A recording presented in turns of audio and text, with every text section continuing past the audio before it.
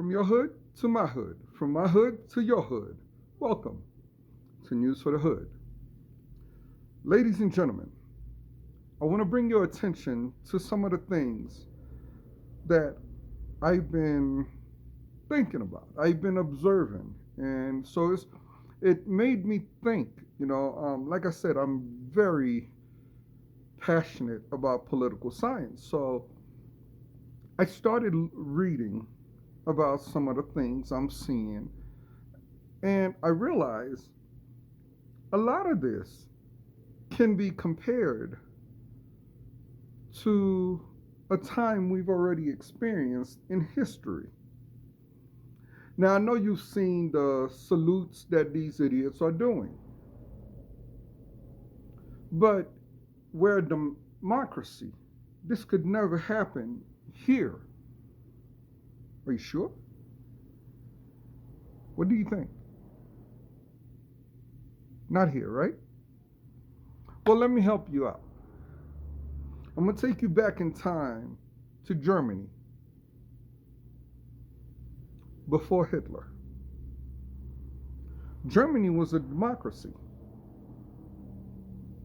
Hitler was elected.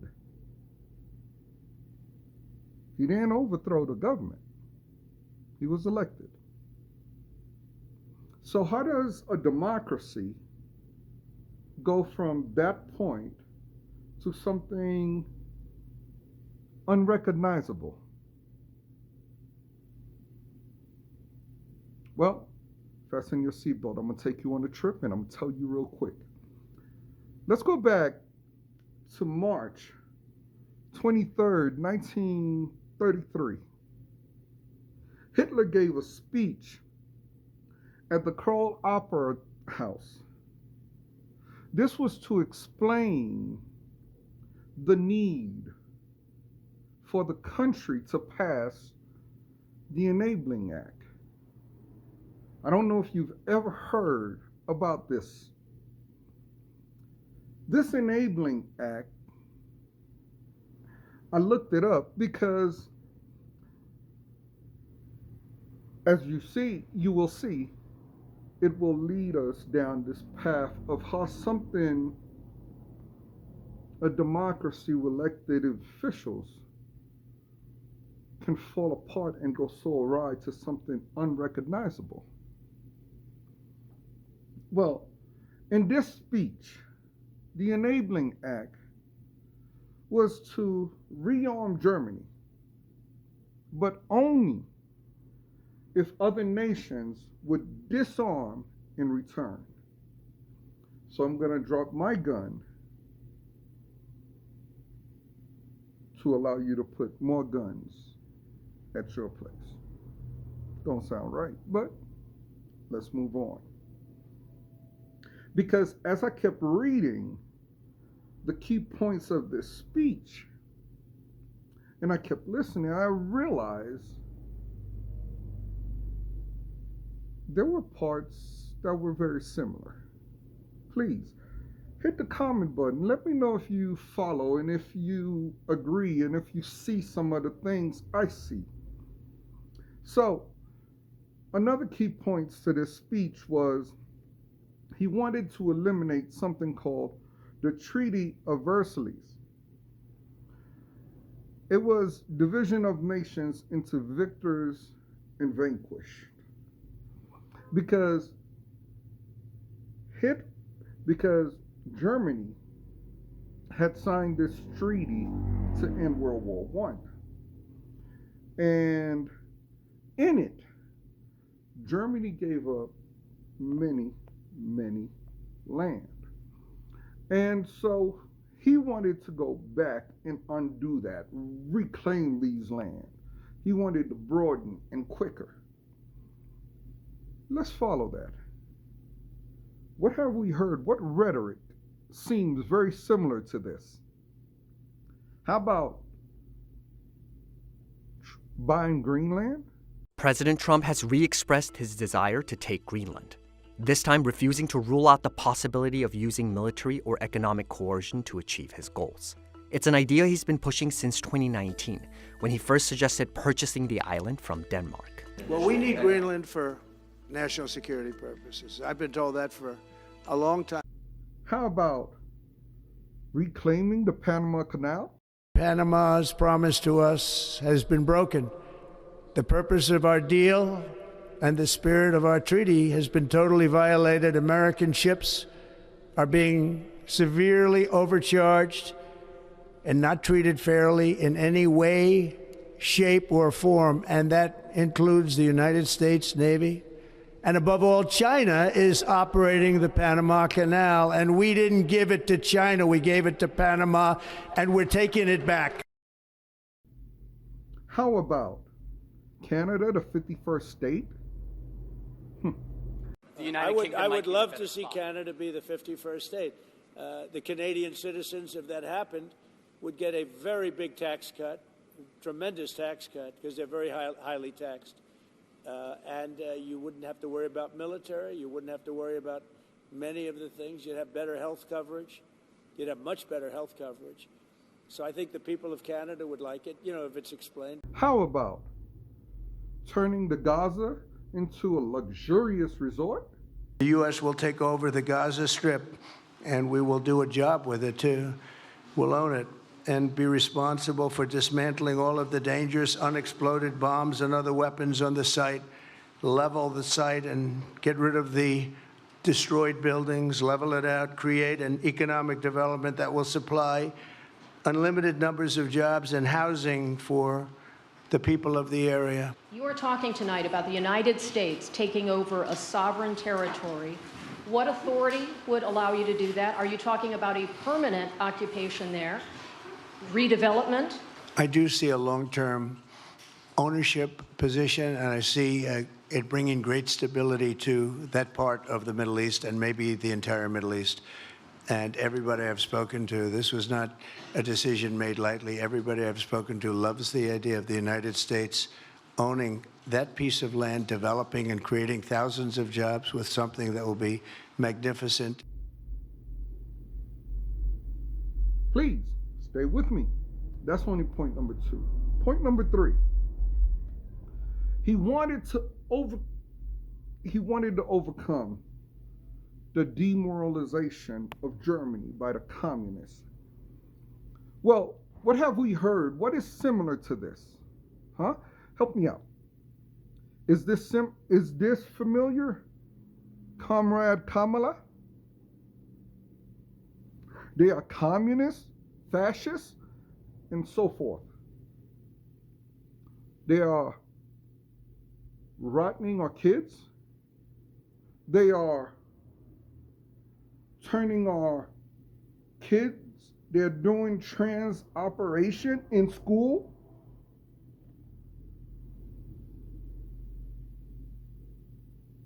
They're turning your kids gay. Hold on. I have more points for us still. So hold on. He wanted to ensure equality and freedom for all Germans. Again, does that sound familiar? Huh? Does it sound familiar? No? How about let's eliminate DEI to make it fair, quote unquote? How about the book burns? Banning certain material.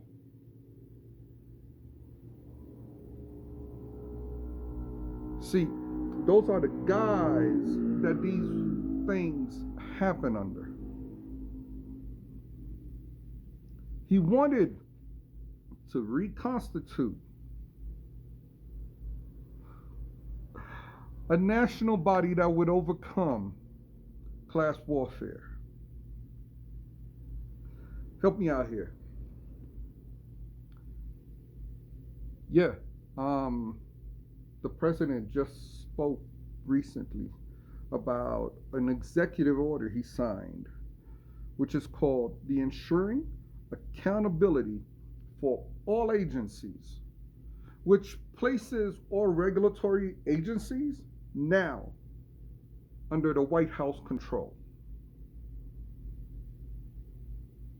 So the SEC that controls insider trading, that controls the stock market,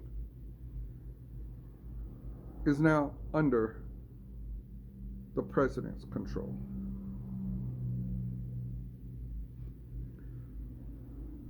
A Supreme Court that bows to him, that have 3 individuals there that owes their lifetime appointment to him.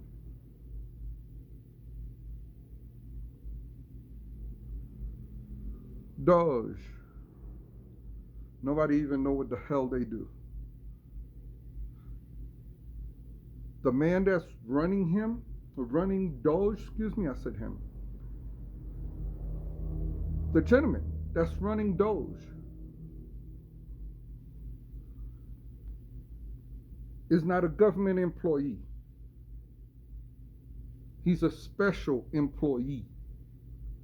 This is so he doesn't have to undergo the scrutiny of a background check and all the other necessary procedures to protect our democracy. His speech also hit on and promoted anti-Jewish policies.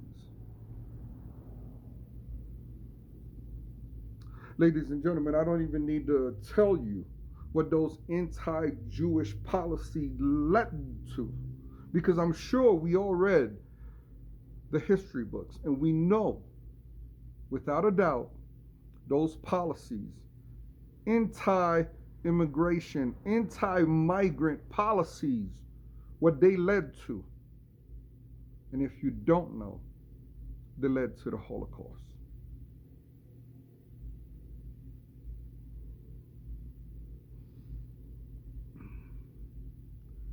They're sending their criminals, the worst of the worst. They are coming from 118 countries. Do those things sound familiar? Do they coincide with the hatred that is being put out right in front of us? And there's so many people that calls it left. Oh, Democrat, right, Republican. No. See, this was the same thing Hitler did in order to erode the fabric of their democratic society. Ladies and gentlemen, it is essential to note the similarities between these two individuals. Trump policies, although controversial and at times illegal, is currently operating within a democratic framework similar to the start of Hitler's regime, which would later be known for its totalitarianism in those horrific atrocities.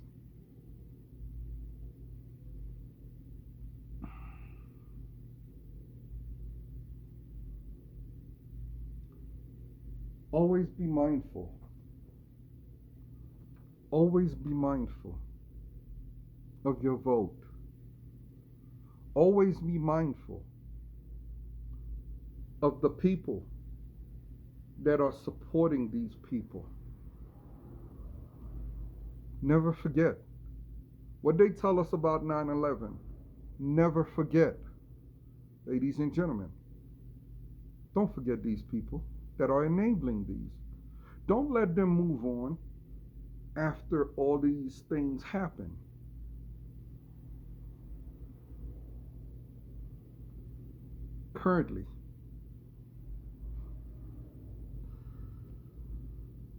Currently, we have congressmen, we have a judicial system, a court system, we have senators that are supposed to be the safeguard and the guardrail of our democratic framework, our democratic experience.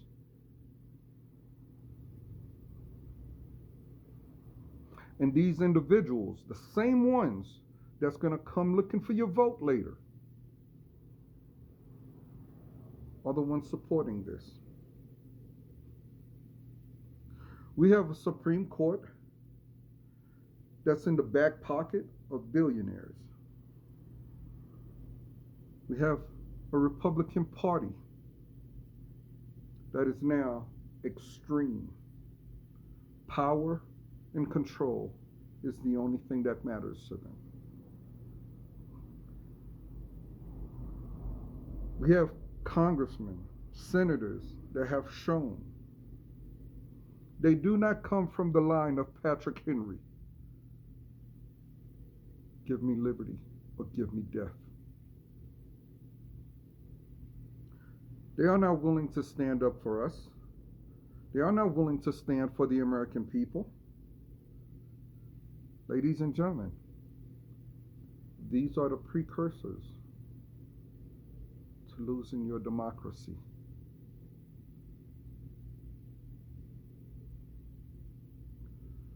Ladies and gentlemen, if we don't stay vigilant and hold our congressmen and senators accountable, we will relive the horrors of the past.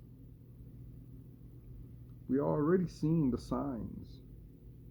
The Enabling Act was Hitler's. Trump's executive orders, especially ensuring accountability for all agencies. All regulatory agencies now report to the White House. And how does that change power in the democratic framework? Because one of the things that law says, that executive order says, is that the only people that can interpret the law as represented for the United States of America is two people: the President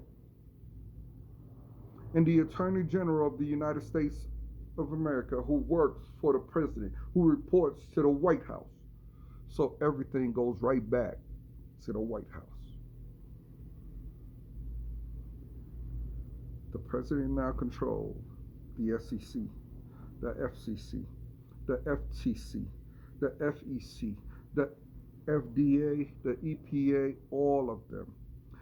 And what's most important is, remember this before I go, the FEC is the Federal Election Commission. They set the guidelines. They set the rules for all federal elections. That power is now in the President's hand. Are we really